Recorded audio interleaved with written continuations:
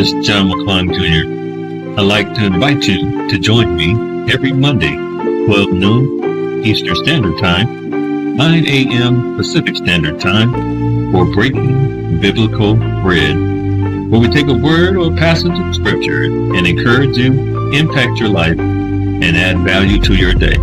You don't want to miss it.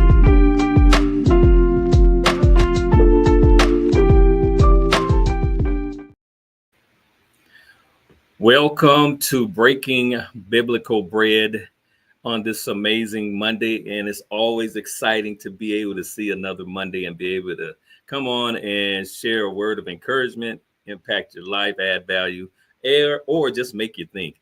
And as always, we are sponsored by I'm a Testimony Apparel, as well as Kingdom Connection Media Group. And I am your host, John McClung Jr., also known as the Chaplain. And we do this every Monday, 12 noon Eastern Standard Time, 9 a.m. Pacific Standard Time for my people on the West Coast. And of course, I got a word for you today. And we always tag and share and say Breaking Biblical Bread is on. So over the next few minutes or so, I want to share something that has been on my heart all week. If you've been following me or you've been or you know me, you know I'm reading the Bible through this year. And I am halfway through already. I'm in Psalms. I'm all the way in the middle of the book. And there was a particular Psalms that I'm sure I've read on many occasions. And yet I probably didn't read it like this, or at least get the kind of insight that I was downloaded in my spirit. So I want to share this because I know that this is something that we truly need to think about and also kind of meditate on in some ways, because I know this subject that I'm sharing today will impact those who get a chance to hear it. And so my subject for today is based on Psalms 78. Now in Psalms 78, you probably don't even think about this particular Psalms, you just read through. But David did something that was very interesting. He did a historical remembrance of all the things the Israelites went through, all the things that God did for them. And how often do you go back over the seasons that you've been in or are in and think about what God has done for you? And my subject today is, how could you forget? Now, the Israelites forgot on many occasions because they kept falling back in their old ways. And do we often fall back into our old ways after the Lord has done something significant for us or in our life?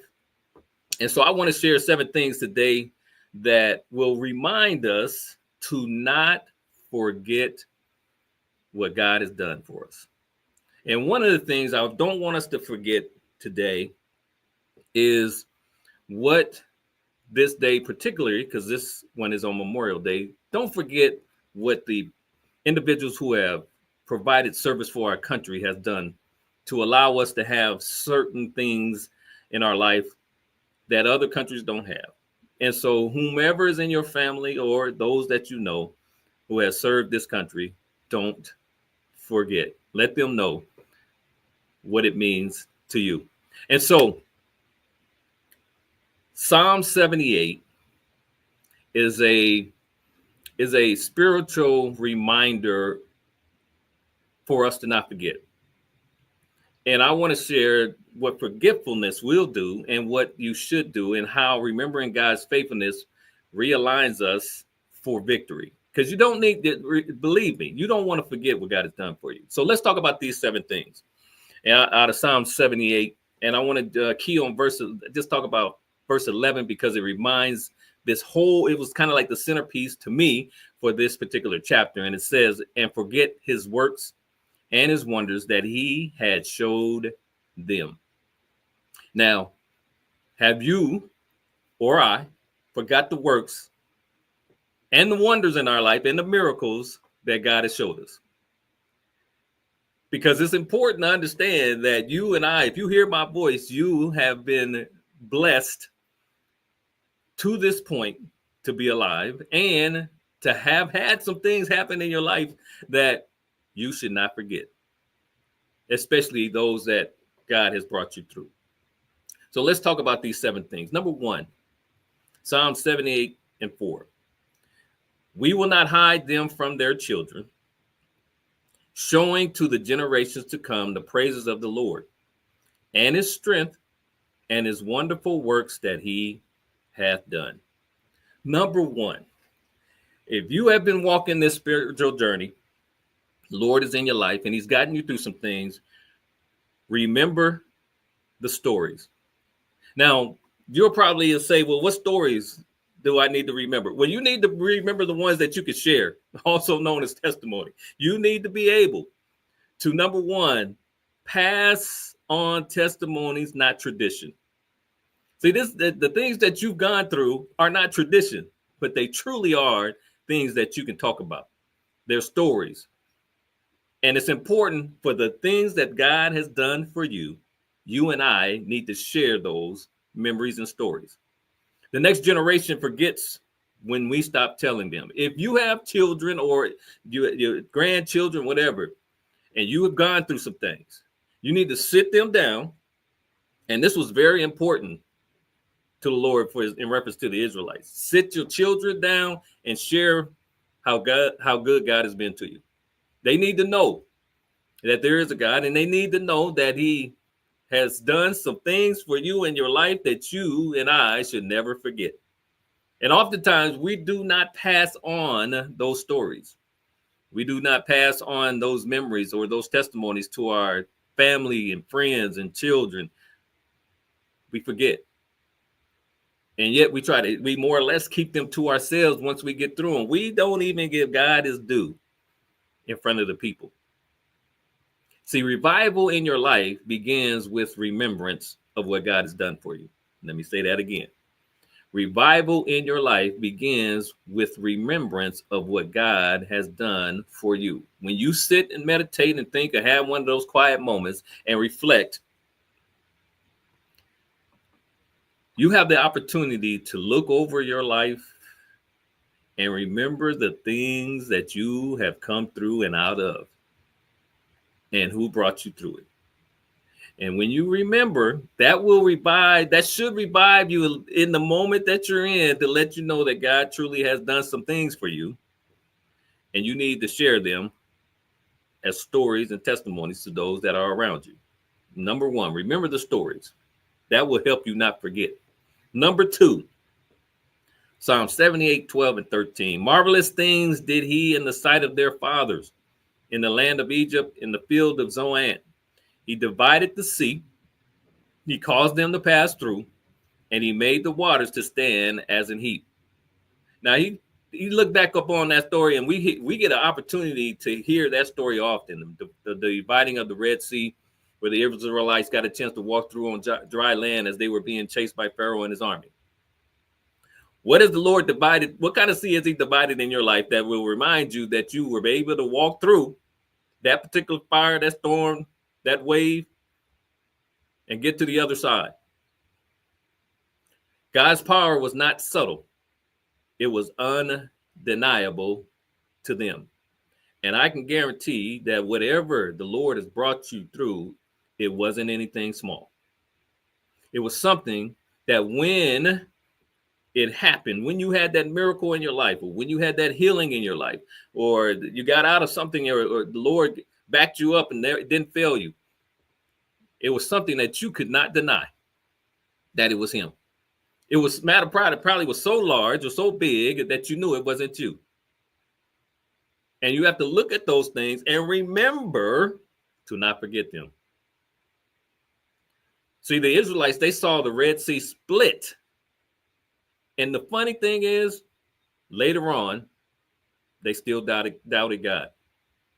They still turned to their old ways, or they didn't believe that he was capable of getting them to the other side. And have we had those moments where we thought that whatever we were going through was so difficult that even the Lord, after he brought us to a particular point, we still remembered, or fell back to doubting who he is and what he will do for us. See, we forget often what God has done in our lives when we're faced with new pressure. Pressure truly shows who you trust. I gotta say that one again. Pressure shows who you really trust. Do you trust man or do you trust God? Because I can guarantee you, man has probably not gotten you through the most difficult times, but the Lord has. And we sometimes, if not often, forget that it was God, and we go giving man the kudos. And that individual who may have given you wisdom, knowledge to help you get through in some ways, they still got their information from the Lord, their wisdom and knowledge. But we forget. So we need to, number 2, recall the miracles that have happened in our life. Number 1, remember the stories. Number 2, recall the miracles. See, David recalled what the Lord did for them. Man, they had a lot of stuff happen good for them.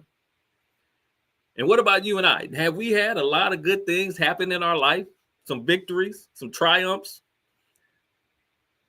that we know were truly miracles? And yet, as we look now, we've probably forgotten about them. I know as I read this, I had to sit quietly and look back over the things from my youth all the way up until my seasoned life, and be reminded of things that I may not have even known the Lord did from a point of safety and protection and provision that has gotten me to where I am today. And I can't forget that. The known and the unknown. So we must definitely recall the miracles that the Lord has done in our life. That's important so that we don't forget. So number 2, recall the miracles. Number 3, Psalm 78 and 17. And they sinned yet more against him by provoking the Most High in the wilderness. Oftentimes, when we forget, again, we go back into depending on ourselves or others. God's people often repeat cycles of rebellion. So number 3, recognize the pattern in your life. If you know that you have been brought through a particular area of your life that you have been struggling with and the Lord has freed you or delivered you from it, do not go back. We often go back to things that we're comfortable with or we think that we had control over. Recognize the pattern that the Lord has broken for you, and don't forget. By going back and being rebellious or disobedient and doing it over and over and asking the Lord repetitively, knowing that your decision is what has gotten you there. Again, forgetting God's goodness makes room for disobedience. Forgetting God's goodness makes room for disobedience. The moment we forget all that God has done for us, it leaves a window for the enemy to give us to go back to what we did before by being disobedient. He's waiting for you and I to forget what God has done in our life, especially the things that were so challenging and troubling and difficult that we struggle with, habits and things that we know we couldn't get through without them. And when we overcome them, somehow or another, there's a sliver of a window that makes us seem as though we need to go back and depend on it. And the enemy is right there ready to push you, knowing that you will be going against what God has done for you. Today's culture mirrors ancient men. What is happening today mirrors what was happening then. It's like a cycle. It's like a 3-peat. Forget, rebel, repeat. You forget what God has done. You rebel against him, and then you repeat it again. Israel did it so often. It's amazing how good God was to them from a standpoint of forgiveness, because every time he blessed them or provided this a particular miracle or favor, they went right back to who they were. As much as he did, how often and do we go right back to what we were? And the Lord wants the best for us, not the worst. He don't want us to repeat our old habits. He wants us to develop new spiritual habits. He doesn't want us to rebel. He wants us to obey. There are so often times that the little things that we do turn out to be so big because we wanted to do it our own way. So number 3, recognize the pattern that you're dealing with. And don't forget that God has been good to you. And don't repeat it. Stay away from it. Renew your mind daily, your heart, your body, your soul, and your spirit, so that you never forget what God has done. Number 4, Psalm 78, 24 through 25. And had rained down manna upon them to eat, and had given them of the corn of heaven. Man did eat angels' food. He sent them meat to the full. The Lord did not let them lack anything. Number 4, especially this one. Remember who provides for you. God fed the Israelites in the wilderness miraculously. And you know what? They still complain. They had bread coming from heaven, water coming from rocks. What has happened in your life that just blew you away that the Lord has done for you? And yet it wasn't good enough. Oh, man. Woo, I know I'm guilty of this one. We got life and breath, and yet we complain that we have life and breath. We got food on the table and a roof over our head, and we complain that we don't have enough food, or what's over our head ain't good enough. We got shelter. We have food. We have clothing. And somehow or another, the Lord hasn't done enough. I can imagine as they were complaining in the wilderness with all that I read, that the Lord probably did a shake of the head and wonder, what more can I do? And have you ever thought that we have moments where the Lord probably shaking his head because we complaining about everything, and he's saying, I've given them life. They have all the use of their limbs. They have a sound mind. What more can I do? When provision becomes expected, we forget the provider. I think you need this. Might need to check that one as you're taking notes if you decide to. When provision becomes expected, we forget the provider. When we believe that all we have, we are deserving of it, or that we've done it on our own, or that we expect it from God, then you begin to forget who has provided all the things that you and I have. And that in itself can cause the Lord to look at us and shake our heads, because we've done nothing without him. Gratitude is a shield against spiritual forgetfulness. Gratitude is a shield against spiritual forgetfulness. How often do you show gratefulness or gratitude to the Lord in your life so that you don't spiritually forget what he's done for you? Every day that you see life, do you thank the Lord that you see life? Oh, give thanks unto the Lord, for he is good, and his mercy endure forever. Grace, love, compassion. The Lord provides so many things for us, mercy.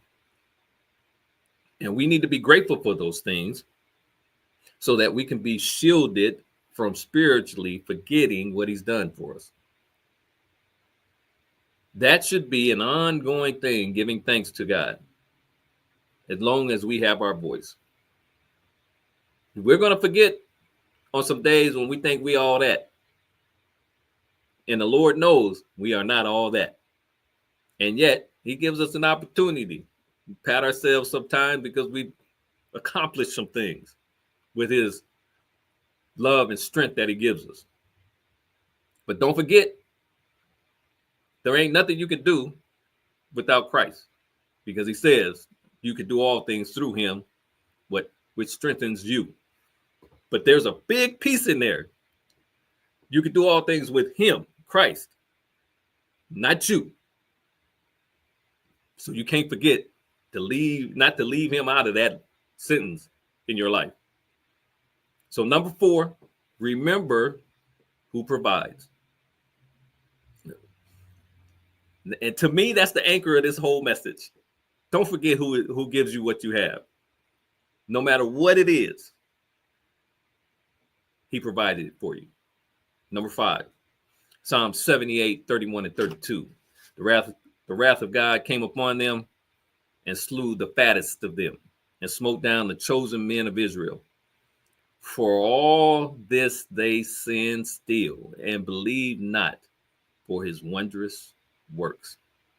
Now, number 5 was a challenging one, because there are moments in life where we decide to do our own thing and forget about God, go our own way. And number 5 stands out. Reflect on the consequences. Some of our choices we've made through life, we cannot blame on God. We have to blame them on ourselves, because we were the ones who turned to our own way. Forgetting God leads to judgment. As I'm reading this, the Israelites and David reminds us that every time God did something good, they decided to do something bad. They chose, and the Lord certainly chastised them or brought judgment upon them based on the choices that they made. And they, as David did, had to reflect on the consequences, especially of those who didn't make it out of the wilderness. And in our life today, there are some who have not made it out of the wilderness based on their decisions. The enemy has taken them, their choices have taken them, because they did not reflect on what they decided to do, and it came with consequences. Consequences are meant to correct us, not destroy us. When you know that you've made a bad decision and you begin to reflect on it and understand what has happened to you and I based on that decision, the consequence gives us an opportunity to avoid it and use it as an experience and a lesson to not do it again. But yet, there are many, even after the decision and the consequences, end up doing it again. And you see, modern day, what we're dealing with today, as far as spiritual dryness, often stems from unrepentant forgetfulness. When you and I forget what the Lord has done for us in the positive, and yet we make these decisions in the negative, and they have consequences. Somewhere in our spiritual life, we haven't repented for that decision. And it keeps happening over and over again because we haven't let it go, or we haven't gotten through it, or we haven't brought it to the Lord to help us get through it because we keep forgetting that he can. You got to reflect on what has happened to you based on the decisions that you made for you that didn't work out because you left God out. You forgot about him. In all thy ways acknowledge him, and he will direct your paths. But you can't be directed if you forget to acknowledge him. Number 5, reflect on the consequences that come with forgetting God. Number 6, Psalm 78 and 38. But he, being full of compassion, forgave their iniquity and destroyed them not. Yea, many a time turned he his anger away and did not stir up all his wrath. The Lord has a way of allowing us to keep on going because of his mercy. So, number 6, rely on God's mercy as you reflect on not forgetting.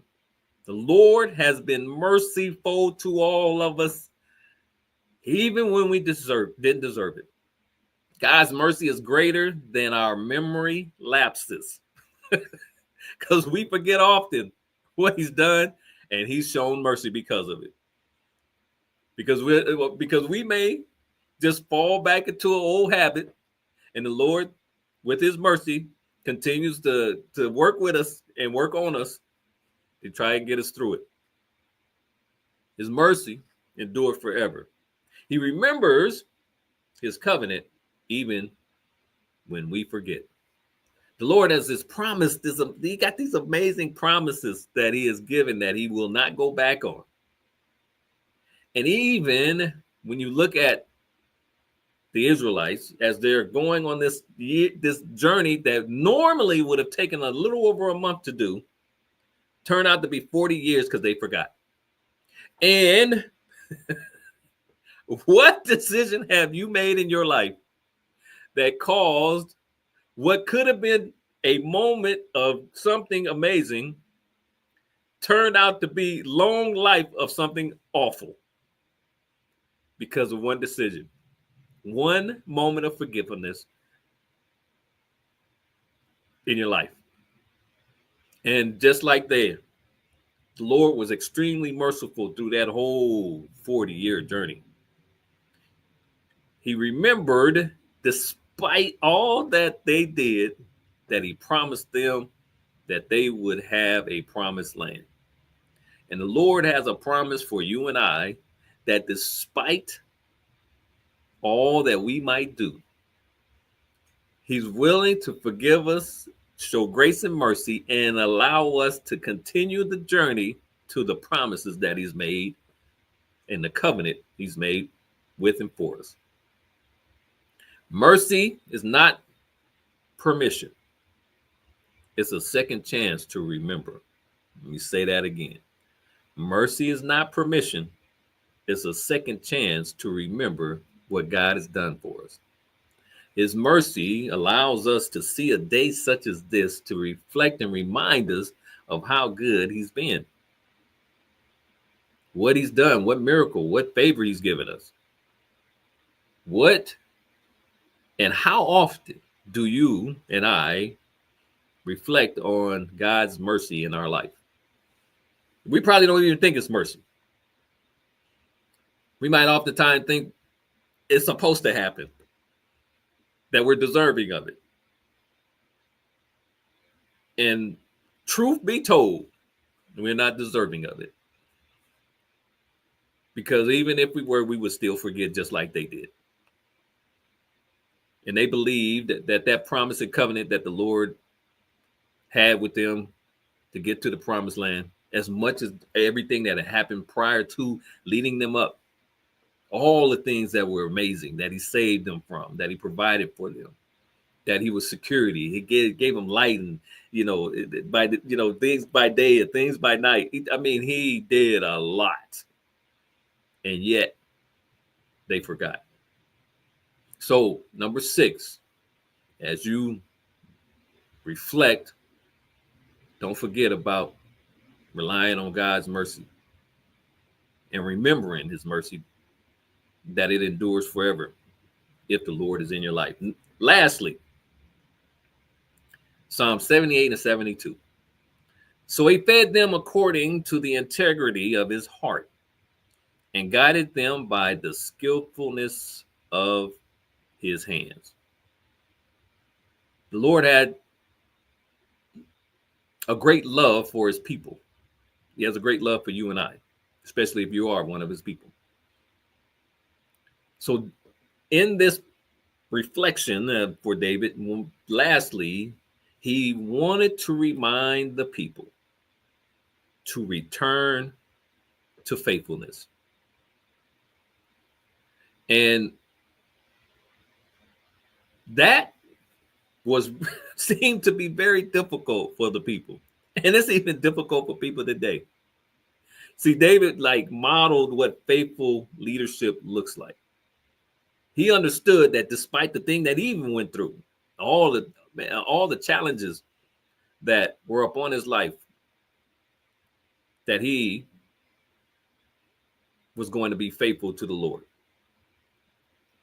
With all the things that's happening in our lives, our seasons that we go through up and down, the good and the bad, do you and I model what leadership looks like from a standpoint of showing others what it means to be faithful to God? You see, God is still guiding us today, but are we following? Do you and I still have the understanding and the sense to follow God today, based on all the things that have happened in our life and how he is directing our path? Is it difficult? Yes, it is. But if you're faithful,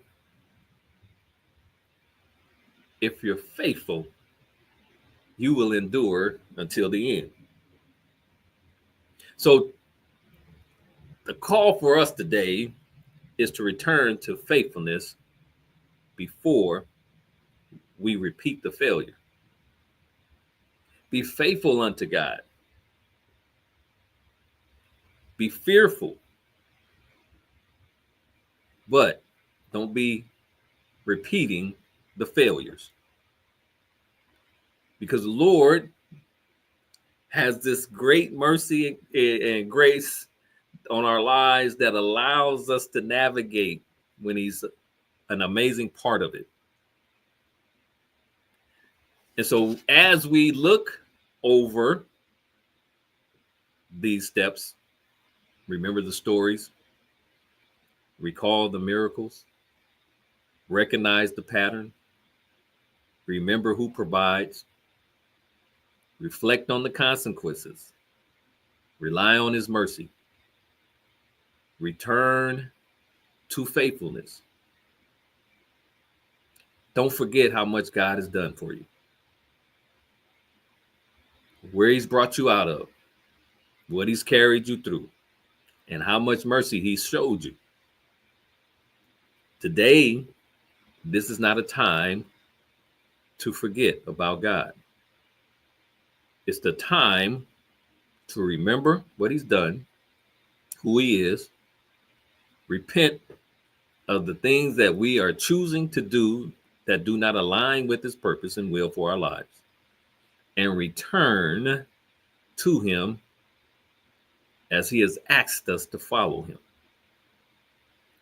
And when you do those things, when all of us, those of us who have, first of all, accepted the Lord in our life to guide us, to keep us, then you will not or should not forget what he has done for you, with you, and through you.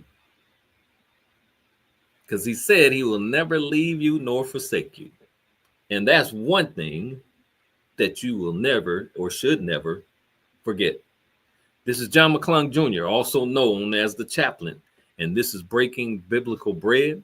We do this every Monday, Lord willing, 12 noon Eastern Standard Time, 9 a.m. Pacific Standard Time for my people on the West Coast. And as always, want to challenge you, I charge you to not forget about what God has done for you in your life. I charge you, if you have a reason to forget, it might be because he's not in your life. And that's one thing that you should not forget, is to make sure that the Lord is leading your life.